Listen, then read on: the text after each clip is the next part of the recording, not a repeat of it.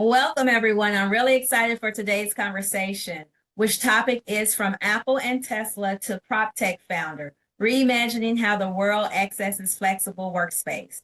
Today, I'm joined by Stephen Hargett, who is the co-founder and CEO of Workspace, which is a PropTech company building what Stephen describes as the executable layer for physical space.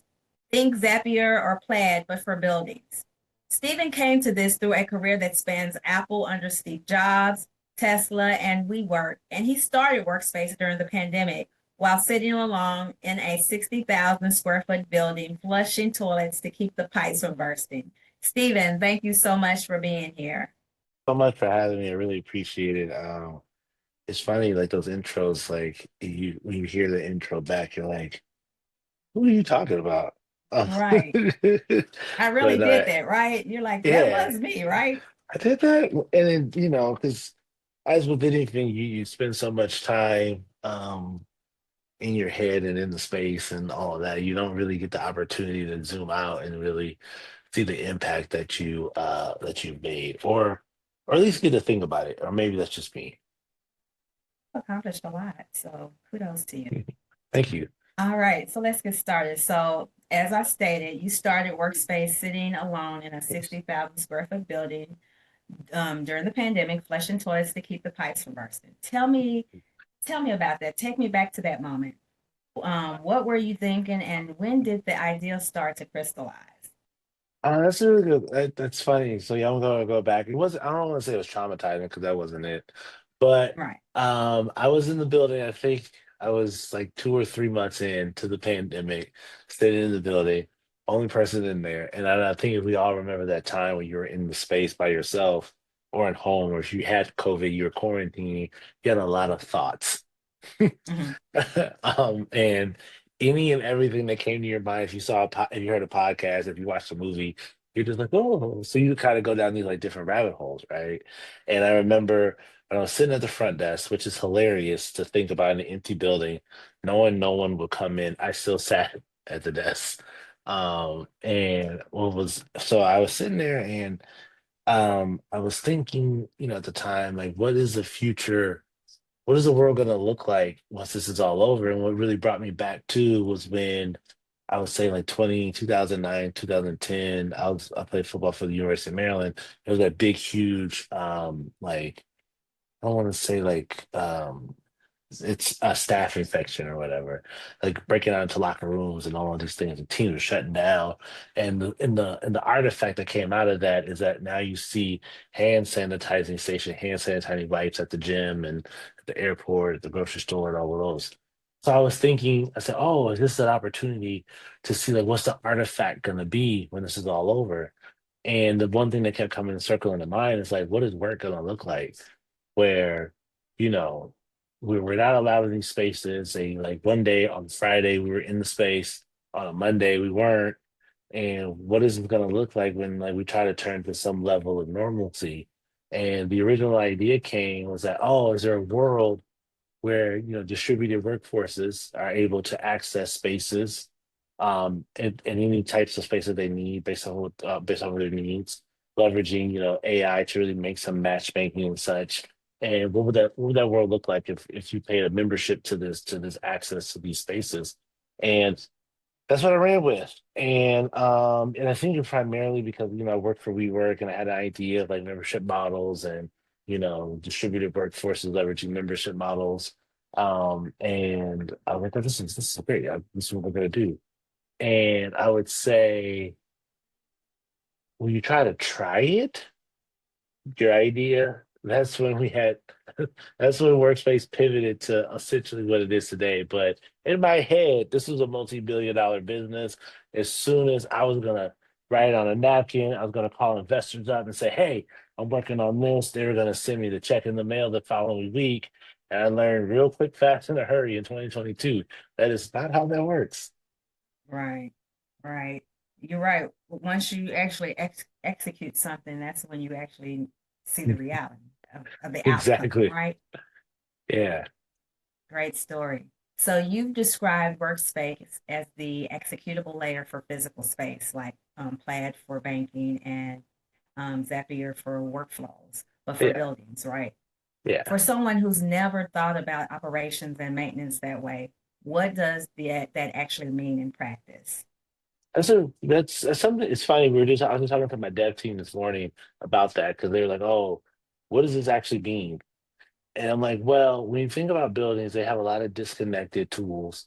They have a lot of fragmented experiences from your vendors, from your tenants, from your clients, from your all the things in between are really, really disconnected. And they're usually held together by a human being with institutional knowledge. And that's how buildings operate. And that's just what we've accepted as norm, right? You get a great facilities manager or a great workplace manager, and they just do everything. But then when you start to zoom out, it's like the different CMSS system, the BMS system, this system, that system, the vendors that you have in a spreadsheet versus the vendors that you just know their number by heart. All of that is distributed across so many different things. And a lot of people, particularly, spend a lot of time not actually executing on the problem, but executing on the process to the problem when, you and I both know in buildings, and then when there are problems, like you don't get to your full CapEx list or your full OpEx list because you're constantly putting out these small little fires.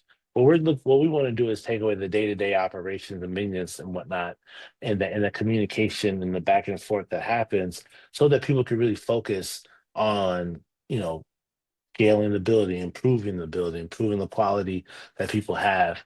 One thing that comes to mind, I'm working with a customer now that has a really big CapEx budget, and they have all these plans and they're like, let's execute on them. And he said the hardest thing is that it's the day-to-day operations where he's spending more time doing the day-to-day and the communication and the picking of the vendor and walking people through how to, answer certain facility questions where he has all of this money that he needs to build plans for to make the campus better. And he spends 90% of his time putting out fires. So that's when I was like, could we build an interface that at least that for starters is the first line of defense so that people can really focus on the stuff that they want to focus on. Right. So this is pretty much a platform where they pretty much handle the operation of their business. Hmm. The day-to-day The activity. day-to-day, yeah, the day-to-day activities when it comes to managing a building. For example, our dev team, we're thinking about like when someone has a request, right? So for example, you put the request in, our system sorts it, understands it, figures out what needs to happen, what vendors are available, so on, and starts making those requests, like reaching out to the vendor, scheduling, putting the vendor on the calendar, understanding like what the real actual root cause is. So if someone puts in there that the AC is out in room 303, like what does that actually mean in the grand scheme of things? And is there technology or at a system level we can solve that problem before having to escalate it up? And then the system understands escalation points and pathways as well. So it's kind of like a tracking system as well. Yeah. And tracking issues. Yeah, yeah. It's like an operating system for the business for buildings. Got it. Yeah. All right. So let's talk about your career. You've worked for some top tier companies. You worked for Apple when Steve Jobs is still alive, Yeah. then Tesla, Mhm. then WeWork. What did each of those experiences teach you that you couldn't have learned anywhere else? I think that like I'm laughing because I was just at in a space with an Apple facility person, the irony, right? Mhm. And he's like, "Oh, I've been with Apple for 15 years." Okay, well, that's amazing. I said, "I worked with them with Steve Jobs was alive," and we both looked at each other, and then I said, complete solution." He's like, "I said a transformative experience." I said, "Design meets functions," and he goes, "Yeah, yeah." So I would say those three things like really taught me that like there's solutions and there's the total solution. And how you get to the complete solution is really understanding the information that you have in front of you and how do you solve that. And when you think about managing buildings or the operations behind a building, it's like you're getting bits and pieces of the information. It's like how do you solve the bigger problem at hand? And then transformative experience, like how do you take the people who interact with this physical asset from here to there, to when they walk in every single day, they have an experience to where they're inspired to want to be there. And then the other one that I think gets glossed over in my time at Apple, and like I didn't think about it that I do every day, is like the design of all of this, right? There's a design element, but then like the functionality of the design. And is the design built with a level of intention that those who interact with whatever's built automatically know what to do in that situation? And that's when design is perfect, right? Like we pick up our iPhone, like you can hand it to a 1-year-old who's never seen a phone before. And they know exactly what to do. And it's like they know press that button, this does this. And like they have, and it's how you know it's designed well, but the level of functionality, because the iPhone does a very good, it's designed really well, but it does a very good job at being a phone. Right, right. So those are the things that I learned at Apple, where it's like be very good at the thing that you're intending to do, and you can still have a level of design attached on top of it that elicits the intended response. All right. Okay. All right. So let's talk about the changes you've made in your company. Yes. You pivoted Workspace from a flexible workspace marketplace to Mhm. an operations and maintenance execution platform. Most founders resist that kind of pivot, right? What was the moment you realized the original idea was not the right one, and how did you get comfortable letting it go?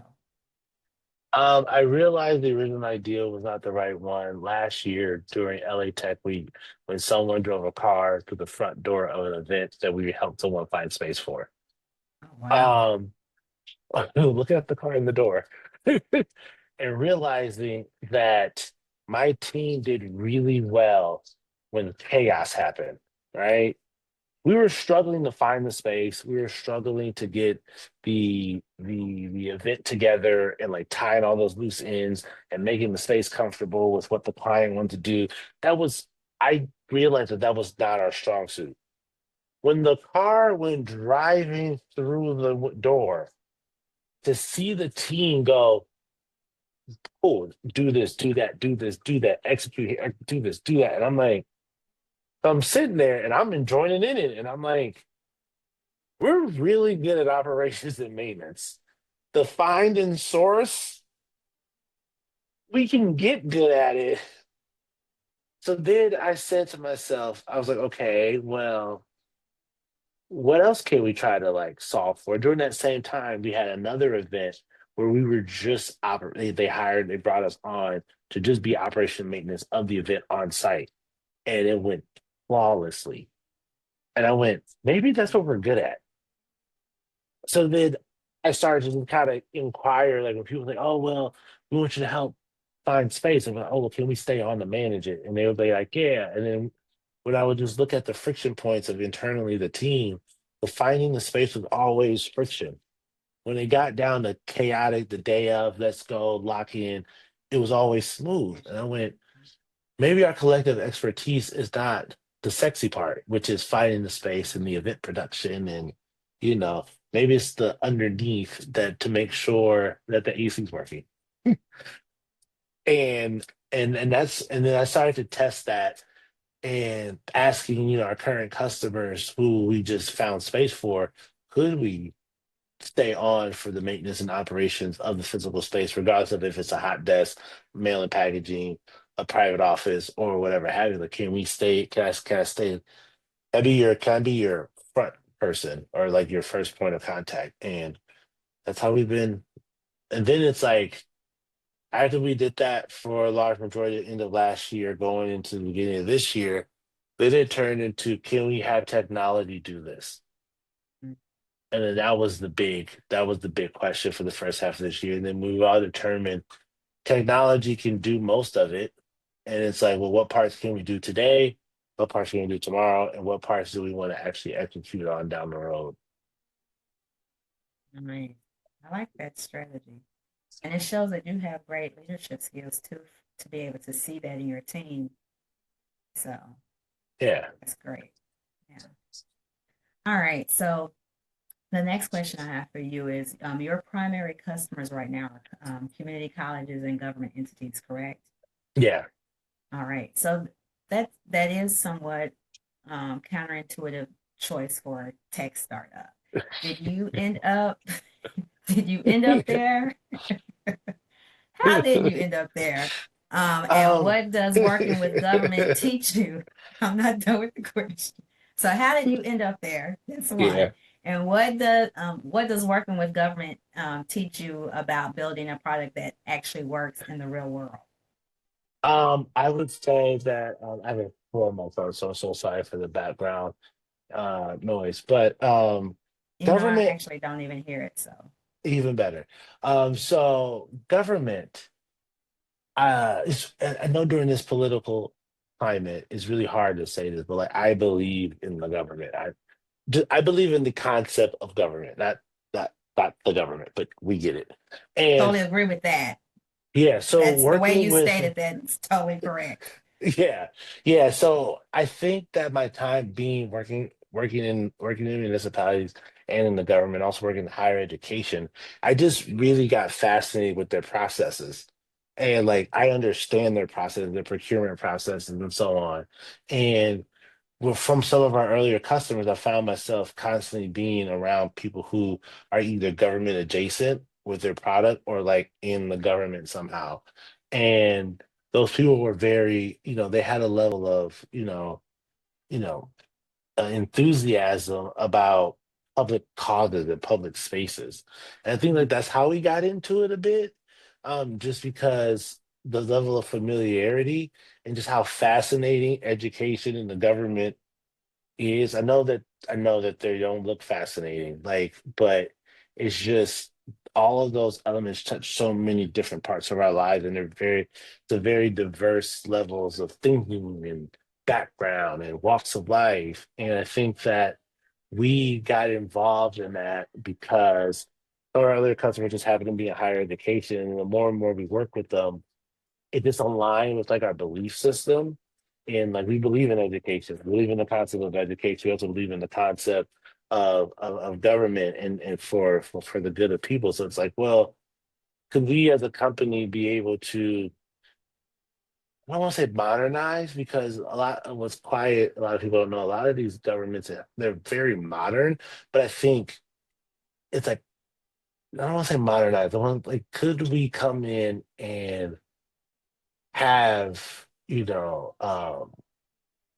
civil discourse about thought about how you do X, Y, and Z, and have technology be the root of that discourse. And then if we can we then what are the types of lives and the types of impacts that we can have long term? So I think the reason why government higher education is so interesting because it's like the impact is like it ripples so far if you get it right. Well, it seems like you have the vision Yeah. Yeah. for sure. I'm not running for office, so let's just make sure that we clear that up right today. Well, if you were, I would vote for Thank you. you. All right. So, you said something on our pre-call that really stuck with me, which was progress as an entrepreneur is literally how you feel that day. Then It you is. stated, then you said the journey has been terrible and you'd never do it again. And yet here you are. What keeps you going? I think I mean, one thing like I said on the free call, like today, our Google Workspace bill was due, and I was able to pay it. And I'm like, well, gotta keep Yay. going. So it's just, I think like it's the small, boring wins, that I think continue to keep me going. I remember the first business I've ever started. I went to a family friend and said, "Hey, I'm gonna start a business." And he's like, I said, "This is the idea, this is the concept, this is that." And he goes, what's the domain? Now, mind you, I pitched him this whole vision. And he goes, "Well, what's the domain? Like, what's the website address?"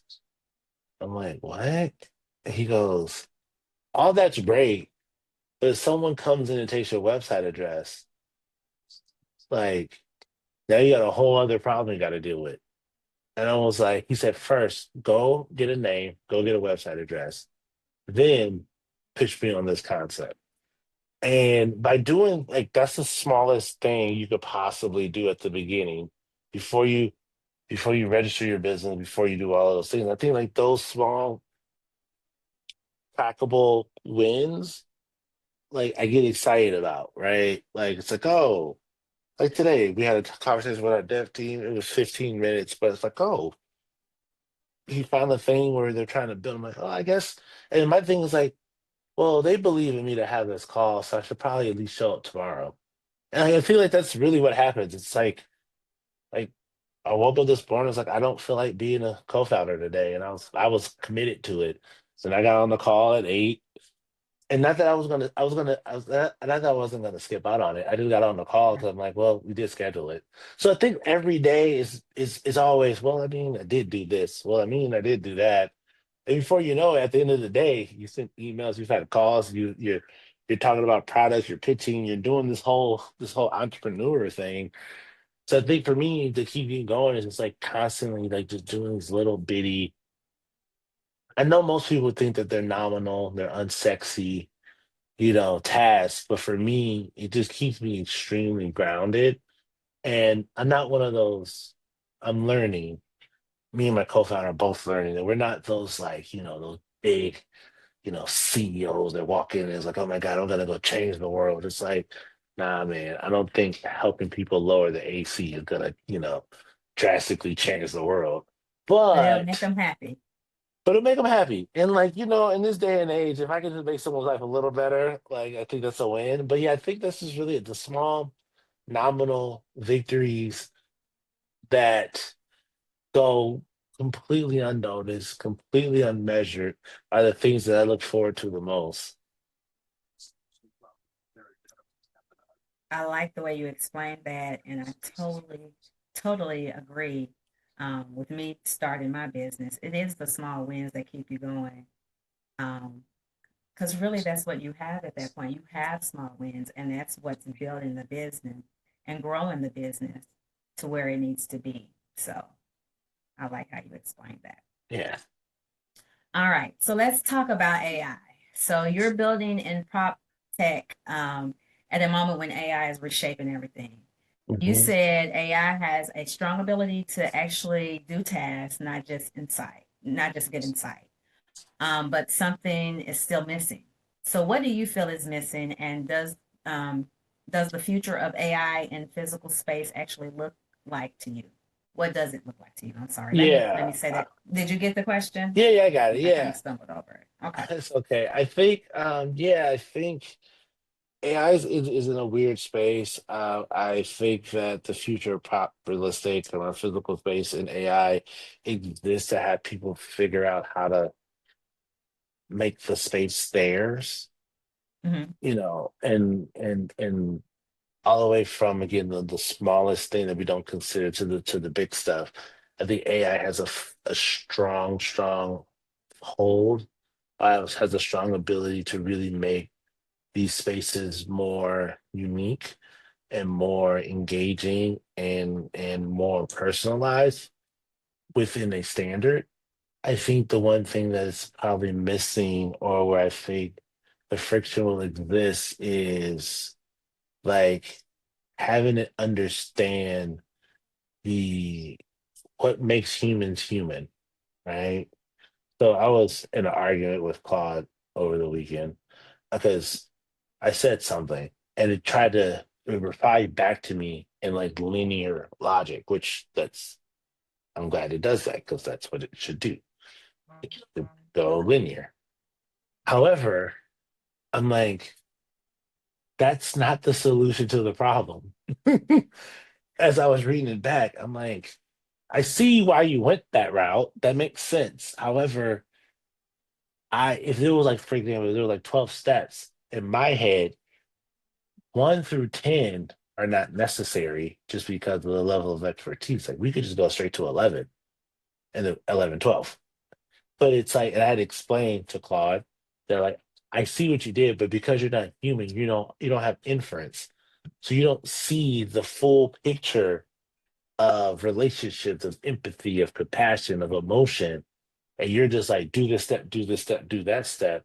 And then I'm like, well, no, there's a whole political game that's happening at the same time of my request to you. So like, how do we balance all that? So I think like the things that make us human is the thing that AI is missing, which I Mhm. think is a beautiful thing because it can still allow for us to be what we do while the work is still being handled.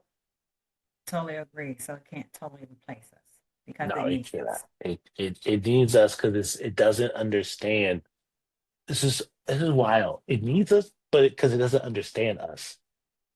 Because we don't understand us. And really, Like, it understands the information that we provided.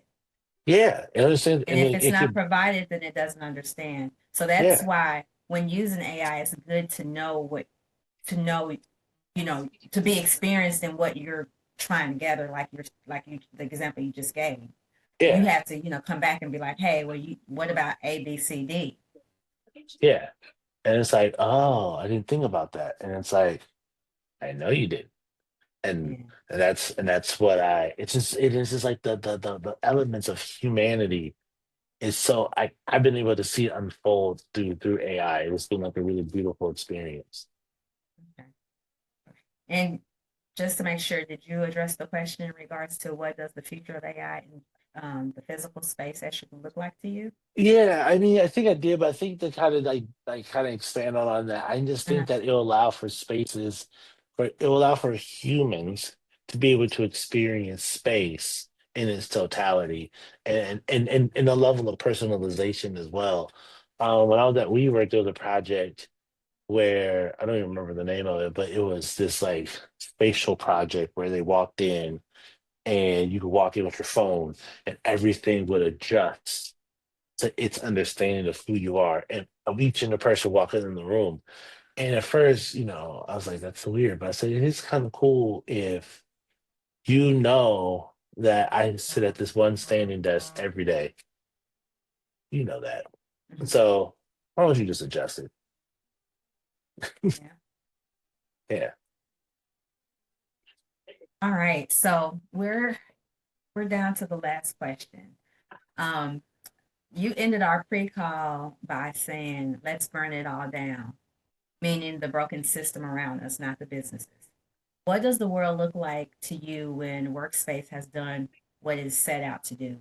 And what's the vision at full scale? The vision at full scale is to be the operating system for all things of physical space. What does the world look like when we actually accomplish what we're supposed to do? I think, obviously, probably should say, buildings are going to be more efficient and this and that.